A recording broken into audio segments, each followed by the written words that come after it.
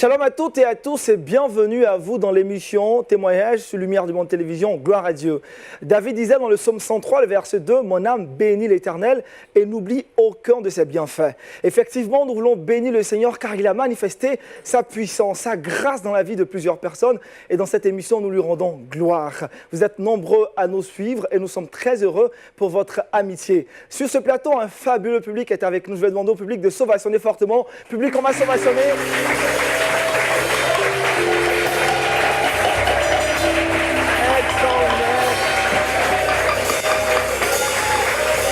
Merveilleux, gloire à Jésus-Christ. Cette émission, vous l'avez adoptée dans vos différentes maisons, dans vos foyers. Cette émission vous fait du bien depuis son lancement. Et vous le savez maintenant, l'orchestre Alléluia nous accompagne tout le long de cette aventure. On connaît également le credo de cette émission. Comme je dis, Alléluia!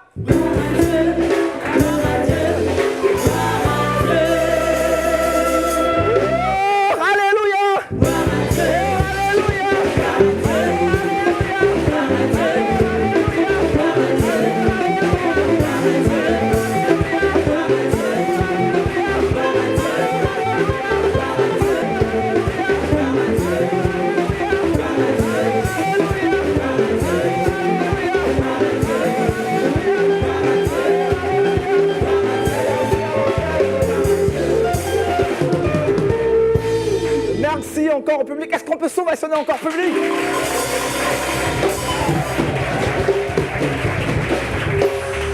Un public reconnaissant, l'orchestre est bien installé. Vous le savez également, dans cette émission, nous avons un pasteur consultant avec qui nous décortiquons nos différents témoignages. C'est bien le pasteur Céric Bagnon-Apollinaire que je vous demande, public, de l'ovationner, qui va faire maintenant son entrée sur scène. Nous rejoindre. Il va s'installer. Allez-y, pasteur, installez-vous. Cette émission est la bienvenue chez vous, mais également pour nous. C'est une émission qui nous édifie et par les témoignages, mais également par les cantiques qui sont donnés au cours de cette émission. Avec l'orchestre Alléluia, nous allons démarrer cette émission avec un cantique à l'honneur de Jésus-Christ.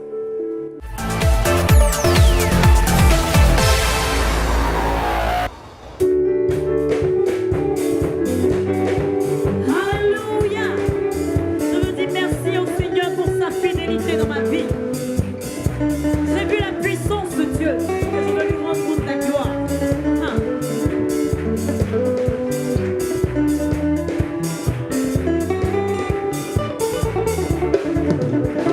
J'ai vu la puissance de Dieu, j'ai vu tout ce qu'il a fait pour moi.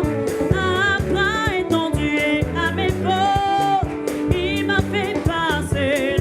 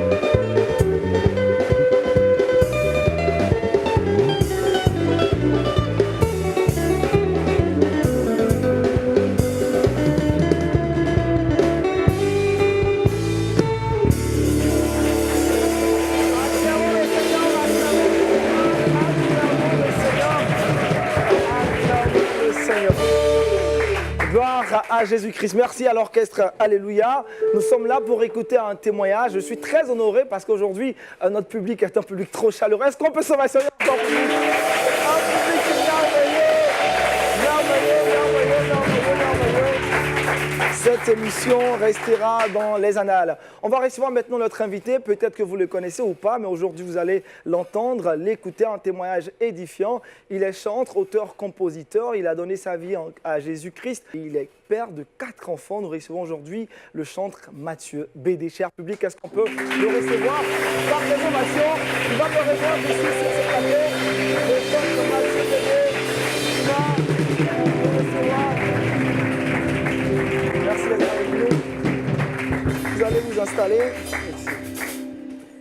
Shalom chantre, merci d'être avec nous. À Gloire à Dieu, c'est notre tradition. Nous recevons ici des invités qui ont des témoignages à rendre pour glorifier Dieu. Et aujourd'hui, vous êtes comptés parmi ces illustres invités qui passent sur notre plateau. Merci d'avoir déjà accepté et répondu à notre invitation. Alors, chantre, vous avez un témoignage à nous rendre.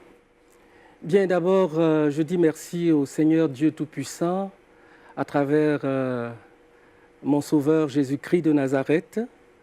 Et pour cette occasion, ce soir, cette date du vendredi 14 décembre 2018. J'aime beaucoup les dates, c'est important pour moi. Et je dis merci aussi à LMTV.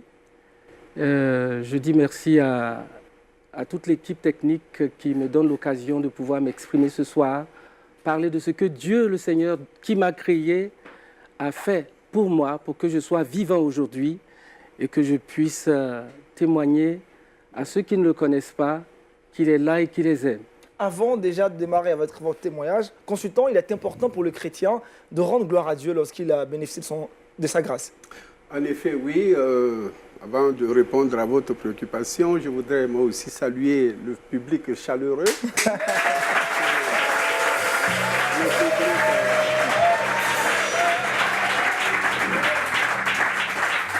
Le public qui est venu pour écouter ce témoignage et en être édifié.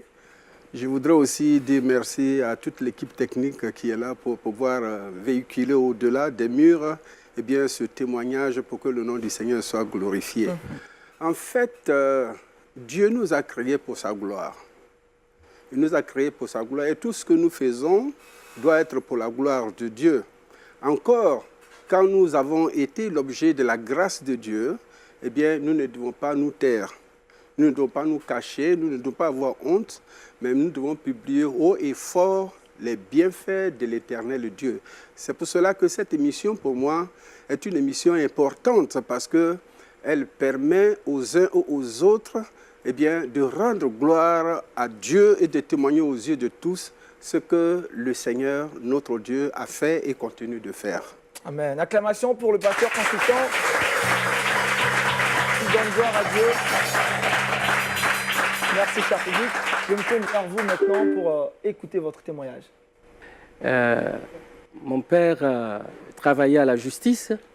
C'est ça qui va marquer le témoignage. Quelqu'un qui travaille à la justice, mais qui va être vraiment quelqu'un qui n'a pas démontré cette justice-là, qui n'a pas prouvé qu'il savait mettre chaque chose à sa place, surtout dans sa famille nucléaire, voilà, dans son foyer. Je suis né, j'allais dire par miracle, mais ça c'est trop long, je ne peux pas tout expliquer. Quand j'ai vu le jour, mon père m'a donné le nom Mathieu, sans savoir ce que ça signifie bibliquement. Mais c'est le nom qu'il m'a donné quand il a regardé sur le calendrier, Mathieu. Je devais naître fin août et il a fait retarder ma naissance de 20 jours avec des incantations, des évocations, en prenant un œuf, de l'eau, il a parlé. Et cela a retardé ma naissance de 20 jours. Et le 20e jour, donc après 9 mois, c'est le 20 septembre. C'est marqué sur le calendrier Matthieu. Et je suis né. Mais quand j'ai commencé à grandir, à 4 ans, un jour, j'ai entendu mon nom. Alors, j'ai compris que c'est moi qu'on appelait, puisqu'il n'y avait pas de Matthieu dans la famille. Je suis la voix, je vais, et c'est dans l'obscurité, au garage. Je vois une silhouette, quelqu'un qui, en fait, pas quelqu'un parce que je ne voyais pas de visage, je voyais une forme verticale, voilà, qui était là et qui agitait un objet que je ne voyais pas. Je ne distinguais pas correctement. Et quand je me suis approché, j'ai vu que c'est quelque chose d'inhabituel. Quelque chose que tout petit, un enfant de 3 ans, 4 ans, n'aurait jamais vu sans doute, pour certains. À moins qu'il ait vécu, il soit dans une famille qui ait l'habitude de présenter de tels objets. Alors je m'approche, je vois que la chose s'agite, je vois 2 bras. Tout le reste de cette forme, c'était un pagne que je voyais, mais au-dessus, je voyais 2 mains qui bougeaient, qui allaient de gauche à droite, et c'était un masque, ce que je n'avais jamais vu. Non, ça m'a vraiment brisé, ça m'a effrayé, ça m'a traumatisé. J'ai crié, j'ai couru aller me jeter dans les bras de ma maman. Mais je n'ai pas dit ce qui s'est passé parce que j'étais enfant. Pour moi, ma maman était ma consolation. Et j'ai grandi jusqu'à 6 ans, 7 ans par là. Un soir, j'étais couché vers 17h, 18h. J'ai vu un être dont la tête touchait les étoiles, je veux dire les nuages. Et quand il a fait 2 pas, il a traversé tout le quartier. Personne ne l'avait vu, c'était moi seul. Et j'étais couché à un endroit où il y avait un danger, c'était le battant de la fenêtre. Et quand je me suis levé précipitamment, j'ai cogné ma tête violemment contre cela. Et j'ai fui pour aller me réfugier, toujours depuis ma naissance, jusqu'à ce que j'ai 19 ans, 18 ans par là. Ma maman était toujours là quand j'ai eu un problème grave. Que ce soit au niveau de la santé ou pendant les tourments. Et pour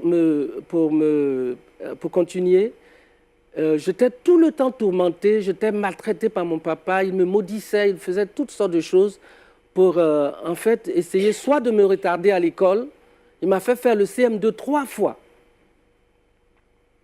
Et pendant ce temps-là, j'ai piqué une crise, j'étais tourmentée, je ne savais plus ce que je faisais. Et pour le pire, je suis allé jouer au ballon. Ça allait un petit moment, j'étais allé jouer au ballon avec des frères, des camarades. Et de loin, la balle m'a tapé à la nuque. J'avais perdu totalement l'équilibre. Et je traînais dans le terrain, mais personne ne savait ce que je souffrais. Ça n'allait plus. Et cela a duré 1 mois. J'avais perdu la tête, comme on dit. On m'a amené à l'hôpital, on m'a fait des injections. On a essayé de me raisonner jusqu'à ce que les docteurs détectent que ça va, avant qu'on ne libère ma maman, en fait, que ma maman ne me ramène à la maison. Voilà, c'était une première partie.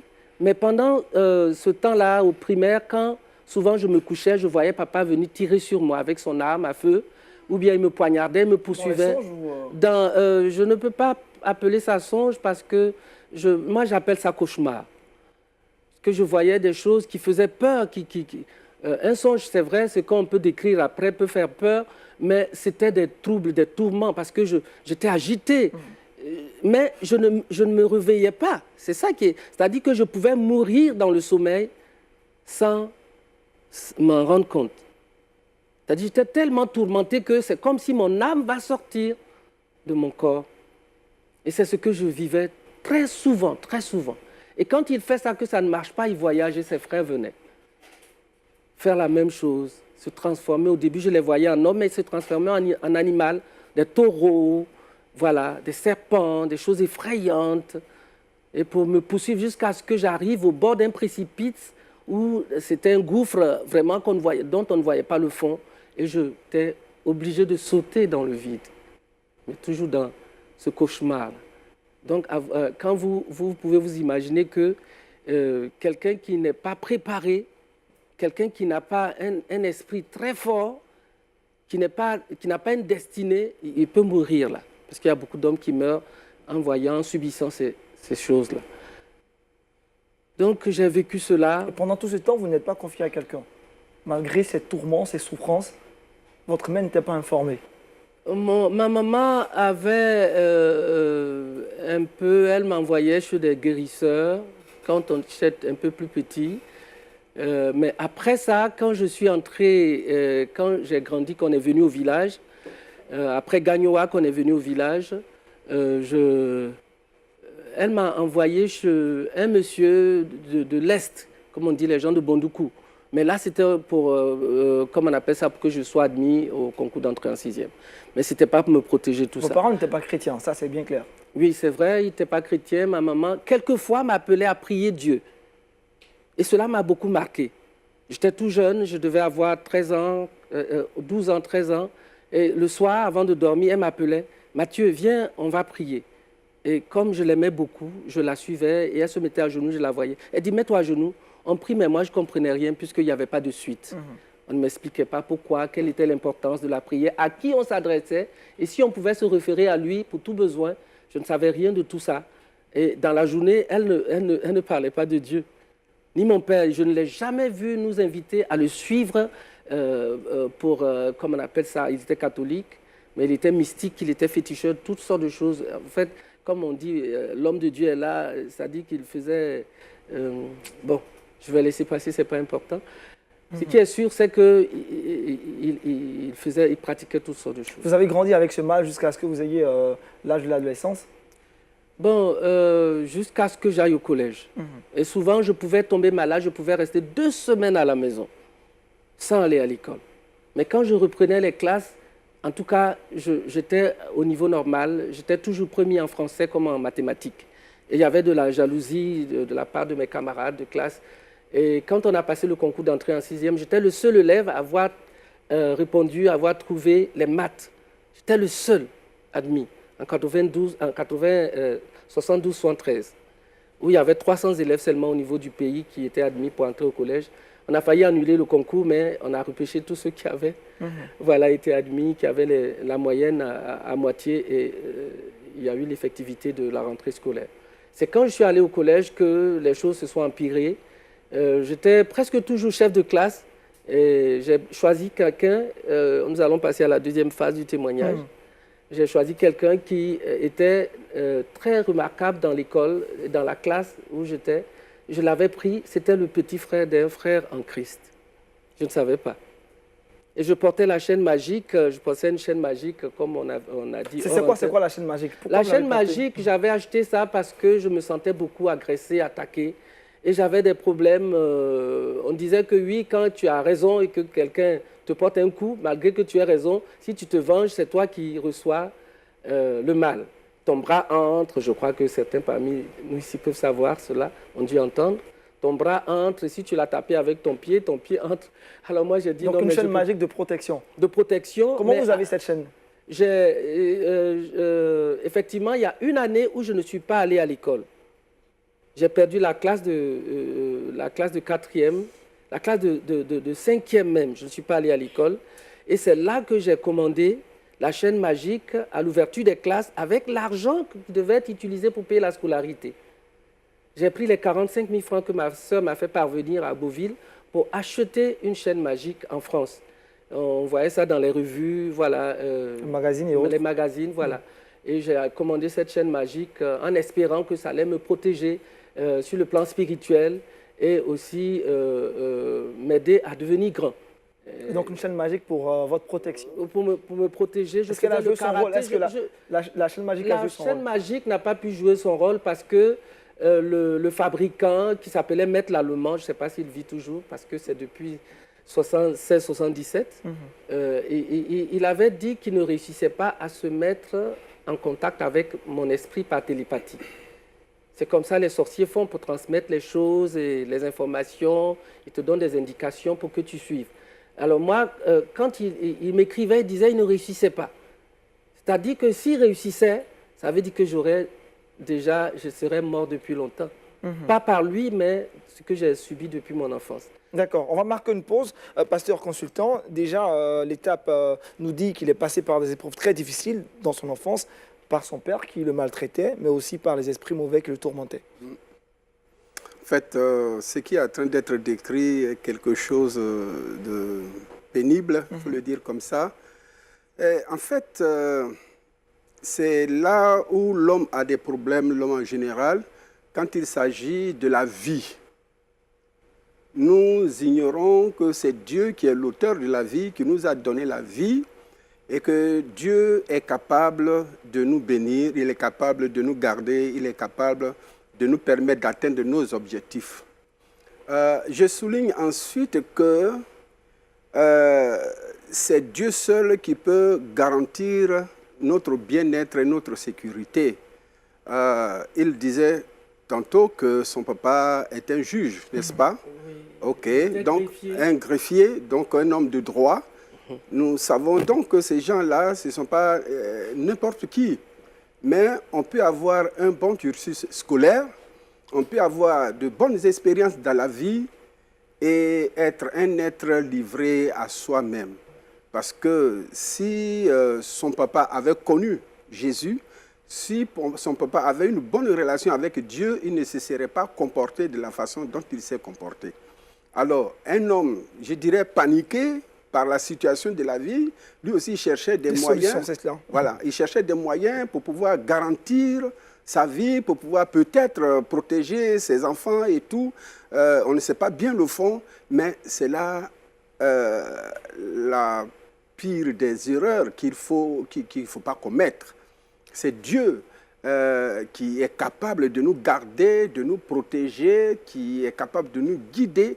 Donc le fait déjà d'initier son enfant à ces choses, c'était l'exposer à la souffrance.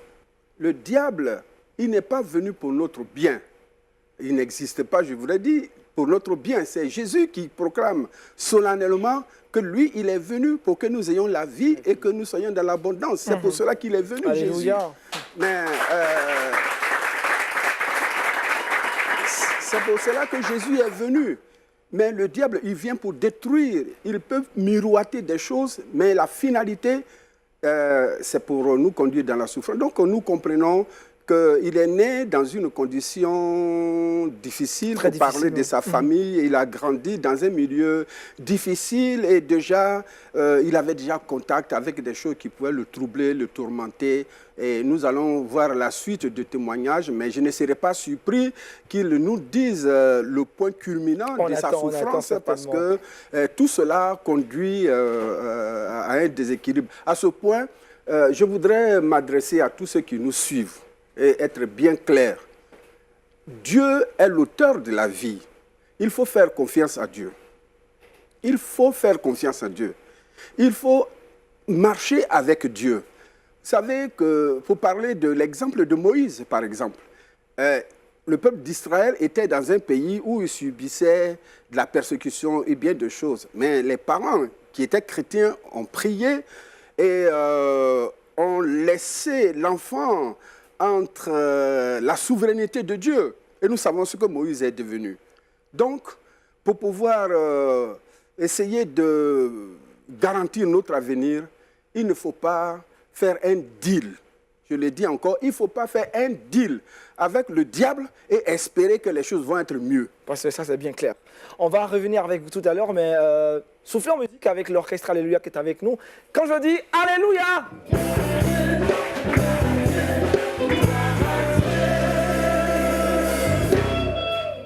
l'orchestre.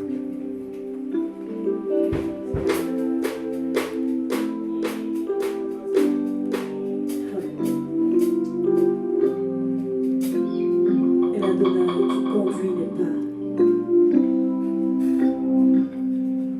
Je veux te montrer ta gloire parce que tu tiens ma main et je me fais marcher. Alléluia.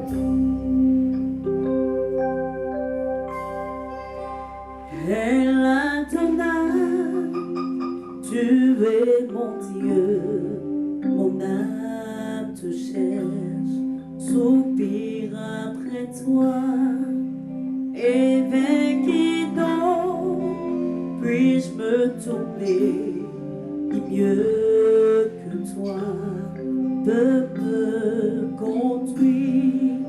Et l'Adonai, tu es mon Dieu, mon âme te cherche, soupire après toi, et vaincu donc, puis-je me tourner, mieux que toi peut me conduire.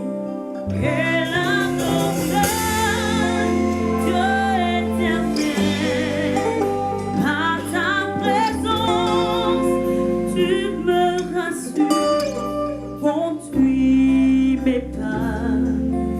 Elle Adonai, moi soufflerai, je puis te suivre à ton soutien, mon bon berger. Elle Adonai, mon bon berger. Elle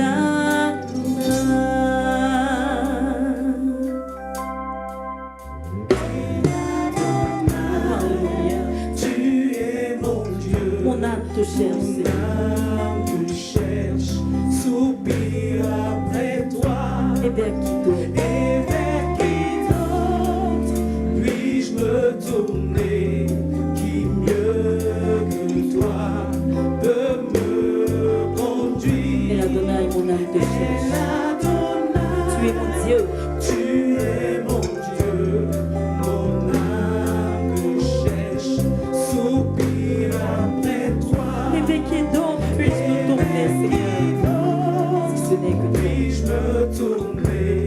Qui mieux que toi peut me conduire? Elle Adonai, Dieu éternel, par ta présence, ta présence, tu me rassures, conduis mes pas. Alléluia. Elle Adonai, moi sauverai, je puis te suivre à ton soutien, Seigneur. ton soutien, Mon bon berger, mon berger, El Adonai. l'Adonai. Mon bon berger, c'est l'Adonai. C'est El Adonai. Tu es mon bon berger, mon bon berger. El Adonai, mon bon berger.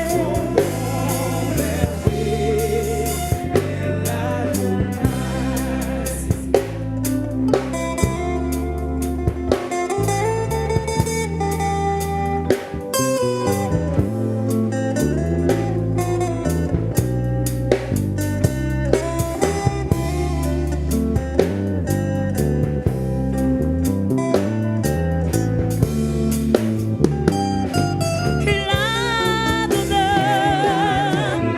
Dieu éternel, par ta présence, tu me rassures, conduis mes pas. El Adonai, El Adonai,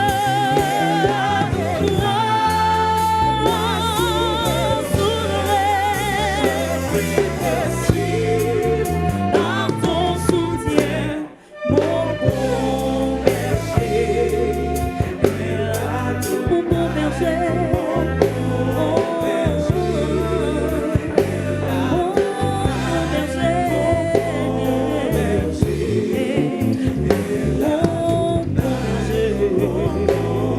berger, mon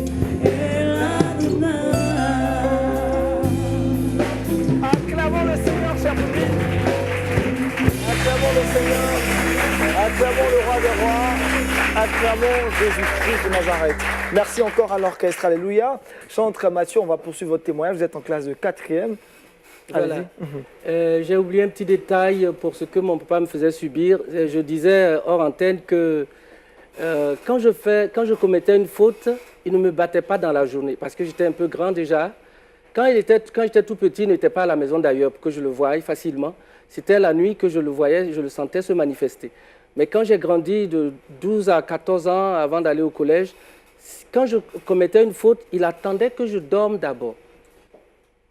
Et c'est vers 2h, 3h du matin qu'il s'en va ramasser ses chicottes et me bat dans l'obscurité. Et le bruit, mes cris, les coups, tout ça réveillait ma maman qui venait me secourir, ouvrir la porte pour que je puisse fuir, aller dans l'obscurité. Jusqu'au matin. Et c'est ce que j'ai vécu. Et en 4e, donc, j'étais plus sous sa tutelle. J'étais donc, je veux dire, c'était ma grande sœur qui s'occupait de moi sur le plan financier. Et lui, il était au village. Et là, j'étais assez libre. Mais souvent, j'étais malade. Et c'est le camarade de classe, Adam Sako, dont le grand frère s'appelait Iné William. Je suis content ce soir d'être ici sur scène, je veux dire à l'antenne, mais en face de moi, l'homme de Dieu, le pasteur Boignon Apollinaire, qui est témoin de ce que j'ai vécu quand les tourments réels, jusqu'à ce que je marche tout nu à Beauville. Il était allé rendre visite à un pasteur, le pasteur Nicolas Alou-Joël, et c'est là qu'il a vu ce que j'ai souffert. Mais avant cela, quand mon camarade de classe, Adam, un jour on les avait punis, on a dit d'aller chercher les parents, il y a d'autres qui avaient des mises à pied, tout ça. Et lui, on ne l'avait pas puni. Et il a dit, mais il est venu vers moi, j'étais sur la terrasse, j'attendais les élèves, puisque j'étais le responsable des élèves de l'école. Et quand il est arrivé, je lui ai demandé pourquoi est-ce qu'il n'avait pas été puni. Il a dit que lui, il est enfant de Dieu. Que Dieu n'est pas injuste, Dieu ne laisse pas punir ses enfants injustement.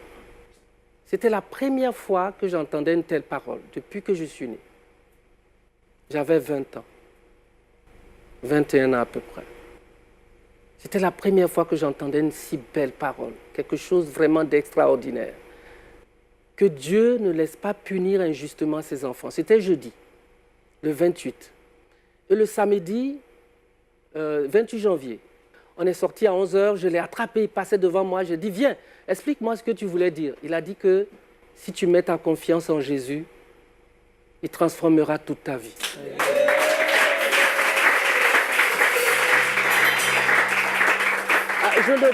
En tout cas, il faut dire que je ne comprenais rien. Mais quand il a prononcé cette parole, c'était quelque chose de vivant, de sensible, c'est-à-dire pas audible, mais comme quelque chose de physique, d'énergétique, qui m'a pénétré du ciel, c'est-à-dire comme descendu du ciel, qui m'a pénétré de la tête jusqu'au cœur. C'était la présence de Dieu.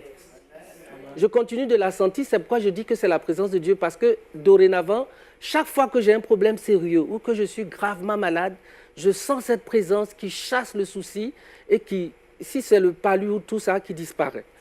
C'est comme ça, Dieu se fait sentir. Souvent, quand il le manifeste, je lève les yeux comme si je vais le voir, en espérant le voir. Je dis, Seigneur, pourquoi tu me laisses ici? Alors, à la suite, quand j'ai entendu parler le samedi, je suis allé chez lui. C'était à pareil moment. Et il m'a dit, bon, confesse tes péchés, reconnais ce que tu as fait, Dieu va te pardonner, tu vas être enfant de Dieu. J'étais chez un tuteur, c'était en 4e. Et tous les camarades de l'école qui étaient venus ce soir-là, Dieu avait prédisposé toutes choses. Son grand frère chez qui il était, sa femme et son fils avaient voyagé, il était seul à la maison. Donc on était totalement libre. Alors quand j'ai fini de me confesser, il a dit, enlève ta chaîne magique. J'ai enlevé, j'ai déposé sur la table apéritif et il a prié pour moi avec un autre camarade, Serge Obogui, et je suis resté chez lui. J'ai dormi là. Le lendemain matin, c'était dimanche, je suis allé au temple. Quand le pasteur, après la prédication, a dit « Quels sont ceux qui veulent donner leur vie au Seigneur ?» J'ai levé ma main pour accepter Jésus. Mais c'était aussi un début, un autre chapitre de ma vie. Quand j'ai donné ma vie au Seigneur, pour moi, tous les jours, le Seigneur revenait. Jésus revient, alléluia, Jésus revient. Pour moi, tous les jours, donc pour moi, j'étais comme au ciel. Je ne sentais plus, je n'avais pas faim, je ne savais pas comment je vivais, mais je disais que j'étais chez un tuteur. Mais jusqu'en Pâques, où je me suis fait baptiser dimanche de Pâques, vraiment, je ne sais pas comment le temps s'est écoulé. Et c'est quand j'ai pris, après le baptême, que le diable, j'ai commencé à entendre des voix. Et j'entendais des voix puissantes, plus que le tonnerre, quand le tonnerre gronde, qui me disaient, bon, voilà, il faut se suicider, tu vas tuer tous les gens de ton village, parce que pour eux, je comprenais, après analyse, j'ai compris que le fait d'avoir quitté le village, d'avoir quitté cette organisation de fétichisme et tout ça, voilà, c'était comme un danger pour eux. J'étais le premier converti du village. Et comme effectivement, j'ai commencé à parler du Seigneur à mes camarades, tout ça du village, donc c'était comme un danger pour eux. Alors j'entendais la voix me dire, bon, là, voilà, tu vas tuer les gens du village, et je sentais comme des poignards, des choses qui me déchiraient. Le sang ne coulait pas, mais je me sentais déchiré, poignardé. Et c'est comme si j'entendais tout le monde entier dans ma tête, tous les bruits, les voix dans ma tête.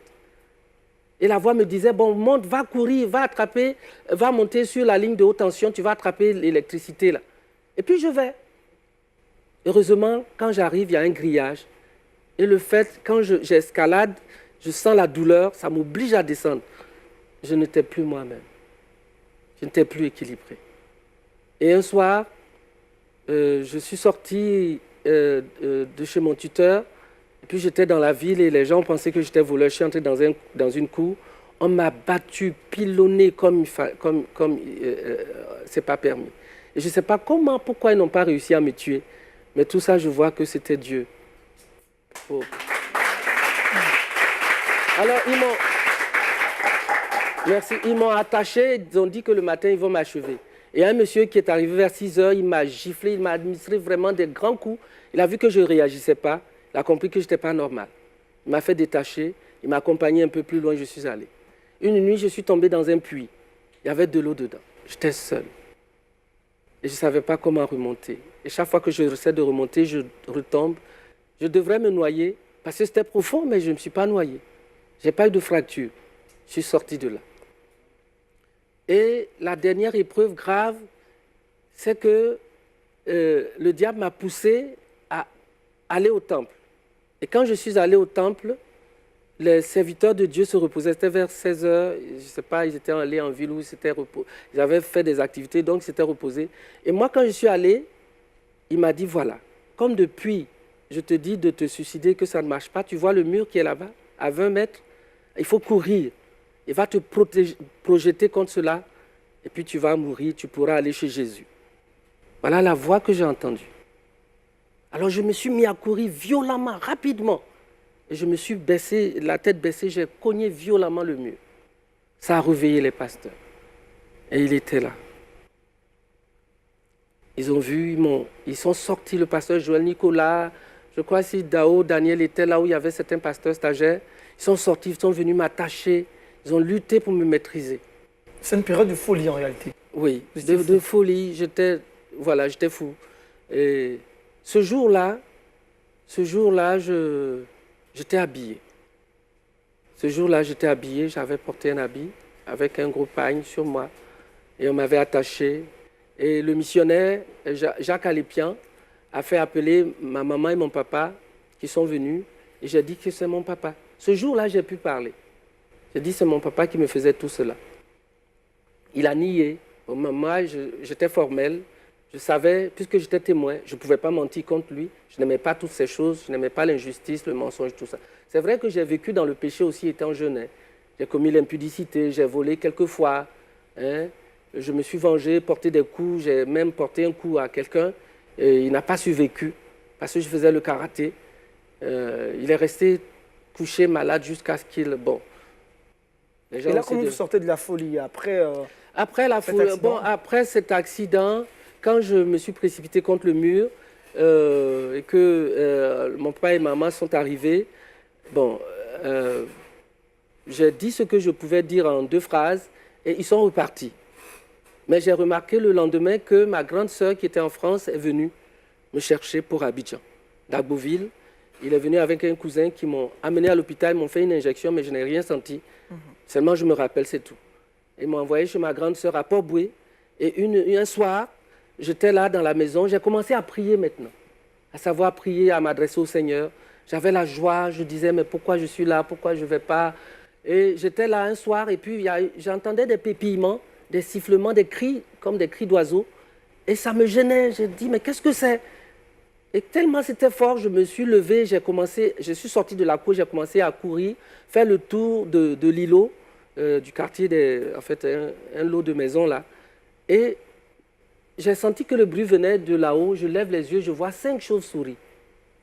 5 chauves-souris qui essaient de foncer sur moi et qui m'ont lapidé avec des pierres chaudes qui m'ont brûlé ici sur le revers de la main ici. Et j'ai vu étinceler sur le sol même, sur le bitume. J'ai couru, je suis allé faire le tour de la maison.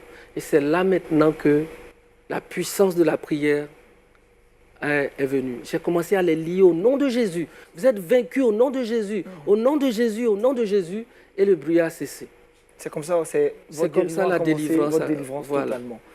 Gloire à Jésus-Christ. Voilà. Pasteur, On suit son témoignage public, allez-y.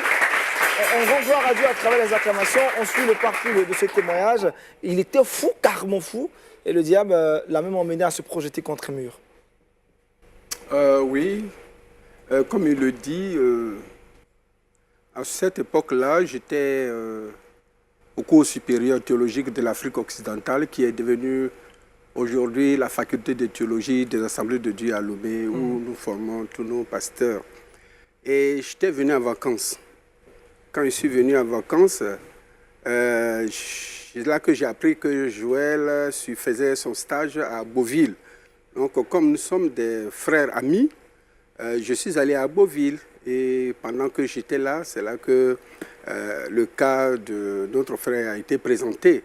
Donc, il est venu dans la cour, vraiment dans une condition difficile, où lui-même, il ne se gérait plus. Donc, nous avons pris le temps de prier pour lui. Nous avons pris le temps de prier pour lui avec le pasteur Feu Nicolas Joël. Nous avons prié pour lui et le Seigneur a agi instantanément. D'un coup, il s'est retrouvé, et comme on trouve le texte dans l'évangile de Marc au chapitre 5, c'est là qu'il voyait vraiment ce qui se passait autour de lui, mais qu'est-ce qui se passe, ceci, cela. Mais en ce moment, il a retrouvé ses sens, en fait. Par la prière. Par la prière. Et alors, nous sommes allés, nous, on était avec lui un moment, nous l'avons encouragé, nous l'avons édifié par la parole de Dieu. Et puis ensuite, il est parti. Gloire à Jésus-Christ. Voilà, ensuite, il est Allez, parti. chers est-ce qu'on peut ovationner, acclamer le Seigneur pour ce miracle qu'il a opéré dans la vie de notre chant, du chant Mathieu Dédé. L'orchestre Alléluia va nous conduire dans un cantique de louange également. Nous allons célébrer le Seigneur et par la suite avoir les dernières informations sur ce témoignage.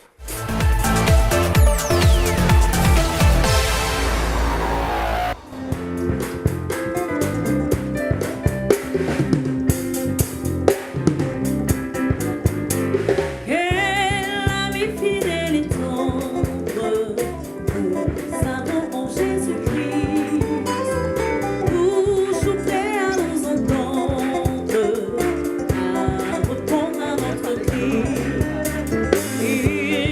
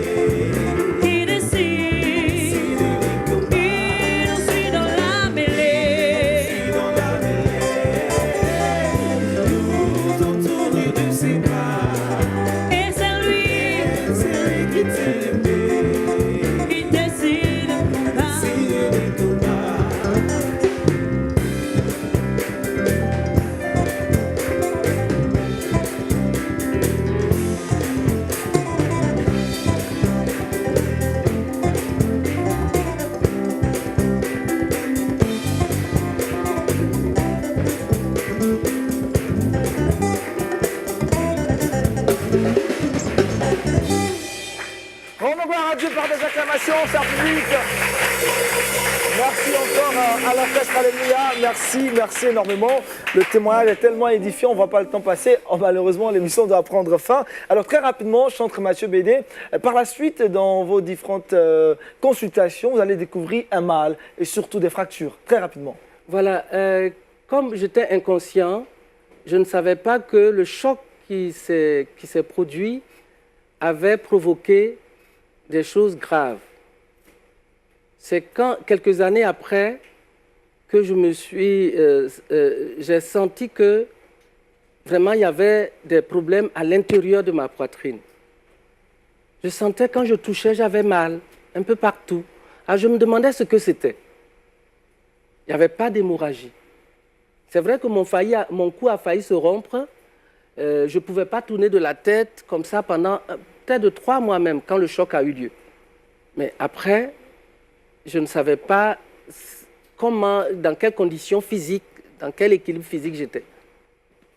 C'est quand le Seigneur a commencé à me donner des chants, 82 par là, 83, que j'ai commencé à chanter. C'est là que j'ai senti que j'étais mal en point. Je sentais, parce que j'étais dans le groupe musical et il fallait soulever les baffes, les appareils de sonorisation, et ça pesait. Ça pouvait atteindre 200, 300 kilos, et souvent on était 2 à soulever, et ça me faisait mal. Je dis, ah, j'ai mal. Je disais ça même au pasteur, que vraiment j'ai mal à la poitrine, c'est pas sérieux. Mais souvent les gens pensaient que je jouais ou que je mentais, que j'étais paresseux. Ma grande sœur même m'a chassé, parce que je ne pouvais pas, j'ai arrêté mes études en 4e. Je ne pouvais pas aller quelque part ni faire quoi que ce soit, j'avais mal tout le temps. Et c'est en 87, en 77, que je me rends à l'hôpital parce que j'avais un problème à la vessie. Donc le docteur m'a demandé de faire des analyses de sang, de radio, en fait pour préparer l'opération. Et c'est cette radio thoracique qui a exposé les fractures que j'avais. 9 côtes cassées. Wow. Vous imaginez de 77 en 87, 10 ans. 10 ans, vous avez vécu avec des côtes fracturées. Et je ne savais pas. Pour moi, je sentais, mais je ne savais pas. Il n'y avait pas eu d'hémorragie interne. Il n'y avait pas eu aussi de plaie externe. Donc, je ne pouvais pas savoir. Et quand il a vu ça, il était découragé. Il m'a accompagné en traumatologie et son collègue, il était obligé de s'appuyer sur le mur. Il a dit, mais ce n'est pas possible, monsieur, c'est un miracle. Comment il peut vivre avec autant de fractures? Donc, ils ont dit 20 millions pour m'opérer 5 fois. Parce que s'ils ouvraient la poitrine, bon, tout le sang va couler, puis c'était fini. Je n'avais pas d'argent, je suis resté là. Donc, de 87, c'est en 2015, après avoir partagé le sujet avec des frères et des sœurs, qui ont prié, qui ont prié, moi aussi je jeûnais, je priais. Et un jour, j'étais allé rendre visite à un frère policier, au plateau, comme on appelle ça, à l'hôpital des policiers. Et il y a quelqu'un qui cherchait à me saluer, je l'évitais. Alors le frère a dit, non, mais c'est quelqu'un qui veut te saluer, il te connaît. Et je me suis arrêté. Quand il m'a salué, l'autre, le frère l'a présenté comme docteur. Alors que Dieu avait préparé ça. Il était docteur et il s'occupait de la radiologie et tout ça. Donc je lui ai dit, ah frère, ah merci. Donc est-ce que je peux venir faire une radio parce que j'avais un problème ici à la poitrine? Il a dit, viens, il m'a donné le jour. Quand je suis allé, il a fini. Je lui ai demandé si je peux voir à l'écran le résultat. Pourquoi il n'a pas fait aussi dans le dos? Il a dit non, que c'est nouveau, c'est puissant. Et je viens à l'écran, je regarde. Vous regardez. Je dis, mais j'avais des fractures là, tout ça. Il a dit, regarde, qu'il n'y a plus de fractures. Alléluia, gloire à Jésus-Christ. Alléluia. On va parler rapidement parce qu'on a beaucoup avec l'émission. Vous êtes totalement guéri, Voilà, vous direz. je suis totalement guéri, je n'ai plus mal comme il se doit. Mais c'est vrai que ça a causé beaucoup de fragilité avec l'âge, puisque... Ça, c'est avec l'âge Vous maintenant. voyez mes cheveux, donc... Vous êtes guéri, je rappelle qu'il est voilà. chantre. Alors, on ne peut pas vraiment recevoir le chantre Mathieu Bédé sans entendre qu'il fredonne quand même l'une de ses chansons. Allez rapidement, l'une de vos chansons. Avec l'orchestre ici. L'orchestre est déjà prête. Rapidement, vous restez assis de votre position. Vous allez fredonner. Est-ce qu'on peut battre très bien doucement comme ça? Mon enfant, viens à moi, vite avant qu'il ne soit trop tard.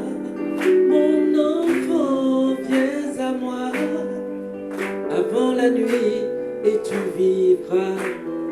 Dans ta vie sans moi, tu es exposé à la ruine, à l'angoisse, enchaîné par tes péchés.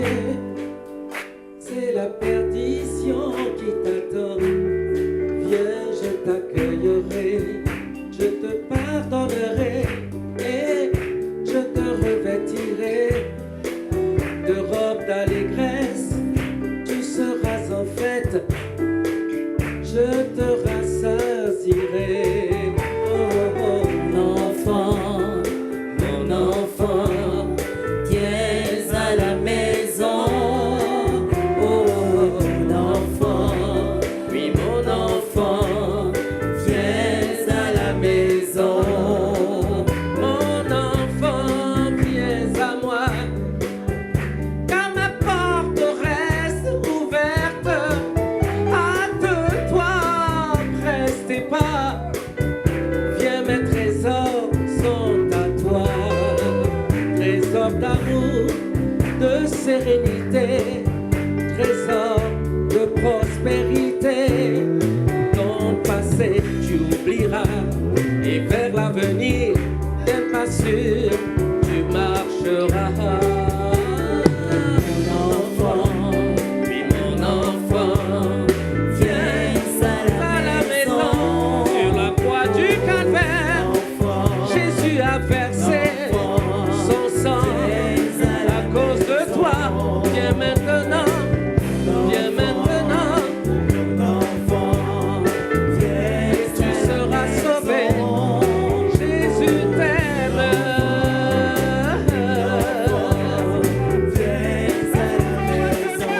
Oh, Jésus t'aime.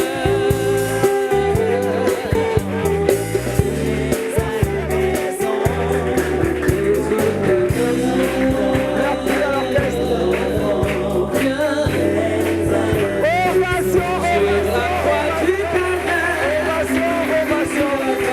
Ovation, Merci, Pasteur Mathieu. Soyez bénis. Alors, pasteur, c'est extraordinaire ce qu'on vient de dire. C'est extraordinaire. Alors, rapidement, la conclusion, qu'est-ce qu'il faut retenir de ce témoignage? Un message également d'espoir, de fortification, d'édification à l'endroit de toutes ces personnes qui nous suivent. Voilà, nous rendons gloire à notre Dieu, comme le dit cette émission.